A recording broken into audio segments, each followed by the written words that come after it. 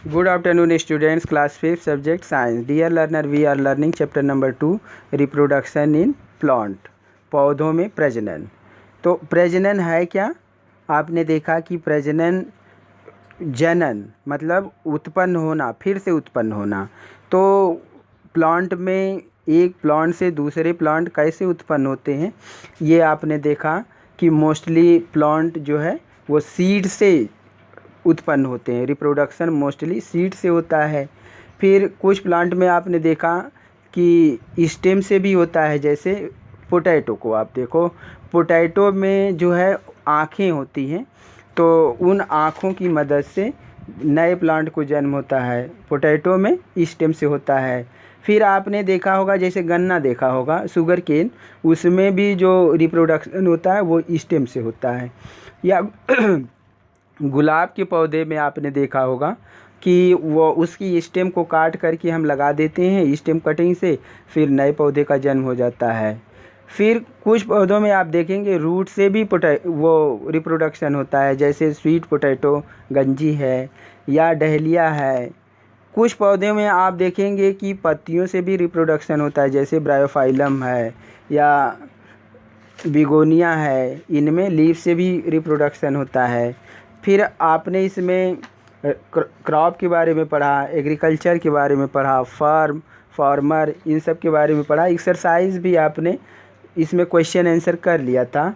आज हम लोग पेज नंबर 21 पर मैच द फॉलोइंग पढ़ेंगे. Column A, column B, sycamore, फिर डिस्पर्सल बाय एनिमल, फिर squirting cucumber, kharif crop, dahlia, rabi crop, bryophyllum, dispersal. ये कॉलम ए कॉलम बी में दिए गए हैं. तो आपको इसमें से चुन करके मैचिंग करना है. देख, एक तरफ वो प्लांट का नाम दिया गया है, दूसरी तरफ उसमें रिप्रोडक्शन कैसे होता है ये आपको उसके साथ मिलाना है. तो साइकामोर जैसे गूलर है, तो इसके साथ किसको मिलाएंगे? डिस्पर्सल बाय विंड, हवा के द्वारा होता है. फिर क्वेश्चन ये इसमें 2 है. स्क्विर्टिंग कुकम्बर, तो ककड़ी और खीरा में कैसे होता है? तो ककड़ी और खीरा में यफ के साथ मिलाएंगे. Dispersal by explosion. फिर 3rd है डहलिया का, इसको ई के साथ मिलाएंगे, रिप्रोडक्शन फ्रॉम रूट. और 4 का है ब्रायोफाइलम, ब्रायोफाइलम को जी के साथ मिलाएंगे, रिप्रोडक्शन फ्रॉम लीव्स. और 5 का है मैंगो, डिस्पर्सल बाय एनिमल ए के साथ मिलाएंगे. 6 ग्राम चना, रबी क्रॉप, इसको क्या कहते हैं? रबी क्रॉप, 6 का ग्राम. और 7 मेज, मक्का, तो इसको बी के साथ मिलाएंगे, खरीफ क्रॉप. फिर कह रहा है क्वेश्चन सी में टिक द करेक्ट आंसर, सही विकल्प पर आप सही का निशान लगाएंगे. Which of these provides food to the baby plant present inside the seed. कह रहा है कि सीड के अंदर बेबी प्लांट को भोजन किसके द्वारा मिलता है? तो आप लिखेंगे कोटेलिडॉन. ए सही है, ए ऑप्शन सही है. Second, which of these plant has leaves that gives right to new plant. तो इसमें से कौन ऐसा प्लांट है जिसकी पत्ती नए पौधे को जन्म देती है? तो आप इसमें सी लगाएंगे, बिगोनिया. क्वेश्चन 3rd है which of these crops is grown from November to April. नवंबर से अप्रैल में कौन सी फसल बोई जाती है? तो आप इसमें लिखेंगे बी का व्हीट. गेहूं जो है वो नवंबर महीने में बोया जाता है और अप्रैल महीने में इसकी कटाई होती है. क्वेश्चन नंबर 4 कह रहा है the seed of mangrove plant are disperse by. तो मैंग्रोव प्लांट का वो डिस्पर्सल कैसे होता है? तो इसमें आप लिखेंगे बी, वाटर से. कुछ एक्टिविटी प्रोजेक्ट काम आपको दिए जा रहे हैं. घर पर आप छुट्टियां बिता रहे हैं, छुट्टी है, तो आप घर पे ही रह कर के ऑनलाइन स्टडी कर रहे हैं, तो आपके पास समय भी है. तो आप एक एक्टिविटी करेंगे. क्या करेंगे? Take some seed of bean, gram, coriander and papaya. तो आप कुछ बीज ले लीजिए, सीड ले लीजिए. किसका? सेम का, चने का और धनिया का और पपीते का। ये 4 ऐसे सीड हैं, प्लांट हैं जिनकी आप सीड ले लीजिए। सेम का सीड, चने का, धनिया का और पपीते का। Sow them properly in soil and water them daily. तो इनको एक पहले आप मिट्टी ज़मीन तैयार कर लीजिए और उसमें अच्छी नमी मॉइस्ट होना चाहिए, उसमें नमी दीजिए। गर्मी का मौसम है तो इसलिए आपको खेत वो जो फील्ड आप चुन रहे हैं उसमें प्रॉपर मॉइस्चर होना चाहिए, नमी उस पर पानी आप की डालेंगे जिससे ज़मीन में प्रॉपर नमी रहे। फिर क्या करेंगे, now observe the following and note down the given table. अब इसमें एक टेबल आपको आपकी बुक में पेज नंबर 22 पर दिया गया है, तो आप इसको ऑब्ज़र्व करेंगे। जैसे आपने पहले खेत तैयार कर लिया तो फिर उसमें आपने वो चारों जो प्लांट के सीड हैं छोटी छोटी क्यारी बना करके आप उसमें उसको ग्रो करेंगे, बोएंगे, सो करेंगे। तो फिर क्या करना है आपको, now observe the following and note down the given table.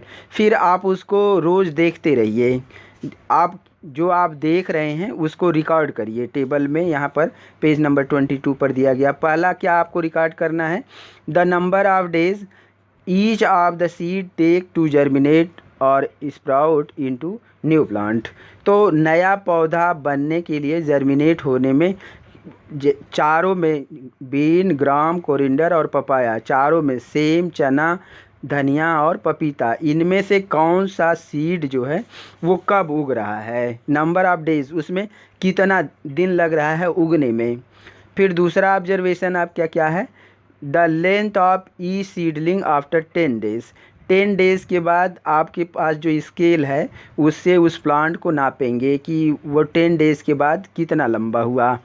फिर तीसरा ऑब्जर्वेशन आपका क्या है, the length of each plant after 20 days. तो 20 दिन के बाद आप फिर प्लांट को नापेंगे कि वो कितना लंबा हुआ है। तो देखिए जो टेबल दिया गया है, number of days taken to germinate into a seedling.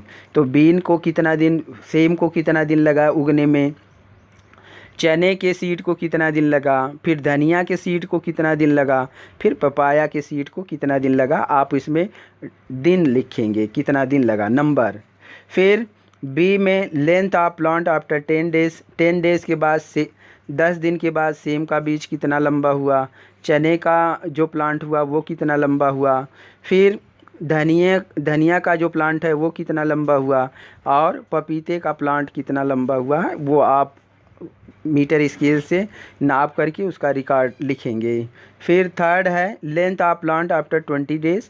20 दिनों के बाद सेम का जो प्लांट है वो कितना लंबा हुआ, फिर चने का प्लांट कितना लंबा हुआ, फिर धनिया का प्लांट कितना लंबा हुआ, फिर पपीते का प्लांट कितना लंबा हुआ। फिर आप ये वो उसकी लेंथ लिख करके फिर आप टेबल आपका कंप्लीट हो गया। अब फिर now answer the following question on the basis of your observation.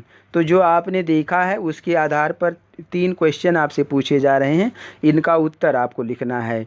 Which seed germinate in the shortest period of time. इन चारों में से कौन सा सीड ऐसा है जो सबसे कम समय में उगा है, फिर वो आपको लिखना है। दूसरा क्वेश्चन पूछ रहा है which seed took the longest time to germinate. तो कौन सा ऐसा सीड है जिसको उगने में सबसे ज़्यादा समय लगा है। फिर थर्ड क्वेश्चन पूछ रहा है विच प्लांट है sown the fastest growth in the length.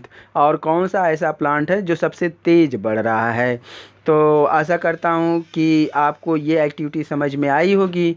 तो ये एक्टिविटी आप करेंगे, कर आप एक्टिविटी इसको सीड को बोएंगे, पहले ज़मीन में पानी अच्छे से देंगे, फिर ये चारों सीड को लेंगे अलग अलग क्यारी बना करके उसमें उसको बोएंगे, फिर कितने दिन के बाद कौन सा सीड जर्मिनेट हो रहा है वो लिखेंगे, फिर 10 दिन के बाद कौन सा प्लांट कितना लंबा हो रहा है वो लिखेंगे, फिर 20 दिन के बाद कौन सा प्लांट कितना लंबा हो रहा है वो लिखेंगे, फिर सबसे कम समय में कौन सा प्लांट जर्मिनेट हुआ वो टेबल को देख करके बताएंगे।